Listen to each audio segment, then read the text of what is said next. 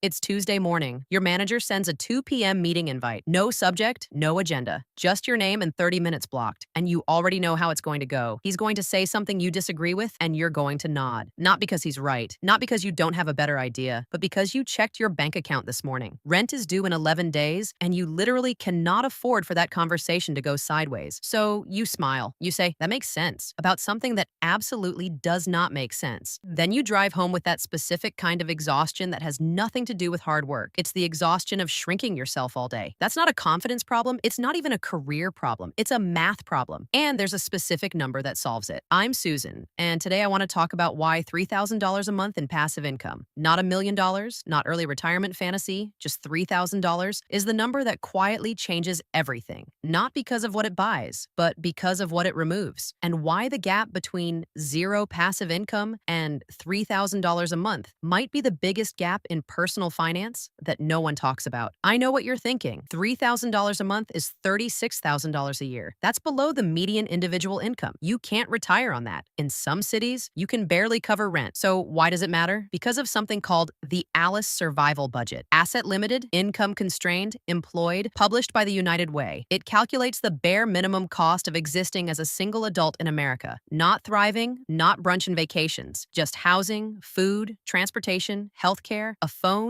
and taxes. In most states, that number falls between roughly $2,300 and $2,800 a month. In many Midwest and Southern markets, it's near the lower end, which means $3,000 a month in passive income, money that shows up whether you clock in or not, clears the survival line in a majority of the country. That's the point. It's not a luxury number. It's a floor. It means that no matter what happens with your job, your boss, or the economy, the lights stay on. Rent gets paid. You eat real food. And here's why that matters. The Federal Reserve reports that 37% of American adults can't cover a $400 emergency with cash. Not $4,000, not $40,000, $400. About 62% of Americans say they're living paycheck to paycheck, and here's the uncomfortable part. 44% of households earning over $100,000 a year say the same thing. The median household has around $8,000 in savings, and only about 20% of Americans earn any passive income at all. Interest, dividends, rent, anything. Among that minority, the median passive income is roughly $350 a month. So when we say $3,000 a month in passive income, that's not just a little extra. In the context of where most people actually stand, that's an entirely different financial category. Let me make this real. Meet Alex. Alex is 34, earns $72,000 a year as a project manager, has about $18,000 in savings, and zero passive income. No crazy spending habits, no yachts, no secret gambling addiction, just a normal life that requires that paycheck to arrive on time every single month. Now meet Marcus. Same age, same salary, same job title, same city. On the surface, their lives look identical. But over the last 8 years, Marcus built a dividend portfolio and bought 2 small rental properties. Marcus generates about $3,100 a month in passive income. His fixed monthly expenses are $2,800. Same income, completely different reality. And I don't mean different in what they drive or where they vacation. I mean different in how they think, how they speak, how they decide. Every single day, we'll come back to them because that contrast shows something spreadsheets can't. Let's rewind to that Tuesday meeting. Alex is nodding, smiling, agreeing. But neurologically, something else is happening. In 2013, researchers published a study in the journal Science showing that financial scarcity consumes so much mental bandwidth, it's equivalent to losing about 13 IQ points. Not because someone is less intelligent, but because worrying about money takes up cognitive space. When your brain is busy calculating rent deadlines and worst-case scenarios, it has fewer resources left for strategic thinking, creativity, or pushing back in a meeting. Scarcity doesn't just affect your bank account, it changes how you show up in the room. This wasn't a metaphor, it was measurable. Researchers tested shoppers in New Jersey on cognitive tasks after priming them with financial stress scenarios. The performance drop only showed up in participants who were already financially strained. Then the researchers studied sugarcane farmers in Tamil Nadu, testing the same individuals before harvest, when they were cash poor, and after harvest, when they had just been paid. Same people, same intelligence, significantly better scores when the money pressure was temporarily gone. Financial stress doesn't expose cognitive weakness, it creates it. And then there's cortisol, your body's primary stress hormone. Studies consistently show that chronic financial strain keeps cortisol elevated. Here's the cruel twist. Long-term cortisol elevation increases risk aversion. So the people who most need to take calculated risks to improve their situation are biologically nudged to avoid them. It's a self-reinforcing trap. When Alex nods in that meeting, it's not just timidity. Alex's brain is operating under a low-grade survival survival response that's been humming in the background for years. That's not a career strategy. It's a financial survival strategy. Now put Marcus in the same meeting. Same manager, same proposal. Marcus says, I actually think we should consider a different approach. Not because he's inherently braver or more gifted, but because the worst case scenario, losing the job, is an inconvenience, not a catastrophe. The $3,100 still arrives on the first of the month, and a brain that isn't managing existential threat has more capacity. That's the 13 IQ point difference. It's the gap between your best thinking and your scared thinking, running quietly in the background for years. So when I say everything changes, I want to be precise. Start with career decisions. Alex hasn't asked for a raise in 2 years, not because it's undeserved, but because the internal math says, if I ask and it goes badly, there's tension. Tension leads to restructuring. Restructuring leads to lists, and rent is due in 11 days, so the raise isn't requested. The difficult manager isn't challenged. The lateral move that feels more aligned doesn't get pursued because it might rock the boat. Marcus asked for a raise last quarter and got 11%. When the initial answer was no, he responded, I understand. Let's revisit this in 90 days with specific performance metrics. That's not dominance. That's what normal negotiation sounds like when you're not afraid of the outcome. A 2022 study published in the Review of Financial Studies found that individuals with financial safety nets, specifically the ability to return to stability without catastrophic loss, started businesses at nearly twice the rate of those without one. The floor doesn't make you complacent. It makes you bold. 2. Health. This one is blunt. Alex has a job that's causing real physical damage, chronic sleep disruption, low-grade anxiety, a diet built around whatever's fast and cheap. Alex knows it, has known it for a while, but leaving means risk. Risk means possibly no income, and no income means you already know. So Alex stays. The American Psychological Association reports that 82% of adults under 43 cite money as a major stressor. Research from the USC Schaefer Center suggests the years of life lost to financial insecurity are comparable to years lost from major chronic disease risk factors. Financial stress isn't just uncomfortable. It is, in measurable terms, life-shortening. Marcus left a job 2 years ago that was doing the same damage Alex's job is doing now. No backup offer, took 4 months off, reset, came back on his own terms, not recklessly, thoughtfully. But the option was real because $3,100 covered survival. For Alex, I quit is theoretical. For Marcus, it's executable. 3. Emergencies. Last year, Alex's car needed $1,400 in repairs. On paper, that's a routine expense. In reality, it meant 2 weeks of stress, a credit card at 24% interest, and months of mental math about repayment. One normal life event became a 3-month recovery arc. The Federal Reserve reports nearly 40% of Americans can't cover a $400 emergency without borrowing. Not $1,400. $400. That means for tens of millions, a broken appliance or medical bill doesn't get absorbed. It becomes debt. Debt raises stress. Stress reduces cognitive bandwidth. The spiral compounds in the wrong direction. When Marcus's water heater failed, $900 gone, he paid it and moved on. Not because he's ultra wealthy, but because $900 isn't structurally threatening when $3,100 arrives regardless. The event was an expense, not a crisis. That difference sounds subtle. It's massive. 4. Relationships. Research shows about 31% of partnered adults cite money as a major source of conflict, and those arguments are rarely about the actual dollars. They're about fear, about risk tolerance, about never quite feeling secure. Alex and his partner revisit the same argument every few months: the vacation, the car, whose family to visit. But underneath it all is the same tension. Neither feels financially safe. And people who don't feel safe don't make their best decisions about the people they love. Marcus and his partner disagree too. Everyone does. But when neither person is scared, the conversation shifts. You talk about what you want, not just what you can afford to want. That's a different quality of relationship. 5. Investing. This is where the compounding becomes dramatic. In March 2020, when markets fell roughly 34% in weeks, Alex pulled $6,000 from a brokerage account to cover reduced work hours. Had that money stayed invested, it could be worth roughly $18,000 today. The loss isn't just $6,000. It's the $12,000 of compounded future growth that disappeared because there was no financial floor. When you don't have a baseline of safety, you're forced to interrupt compounding. And interrupted compounding is one of the most expensive decisions scarcity makes for you. Marcus didn't sell in March 2020. He bought about $4,000 worth of shares near the bottom, not because he's some investing prodigy, but because his survival income was still landing. The floor was intact. When you're not operating from fear, you don't make panic decisions that quietly cost investors 1.5% to 2% in annual returns through bad timing. According to long-term behavior studies by Dalbar, that behavioral gap, compounded over decades, is often the difference between a stable retirement and a fragile one. So let's talk about how you actually build $3,000 a month, because I'm not here to romanticize passive income without breaking down the mechanics. The pure dividend route, what most most people imagine first, requires serious capital. Schwab U.S. Dividend Equity ETF SCHD, one of the most popular dividend ETFs, yields around 3.4%.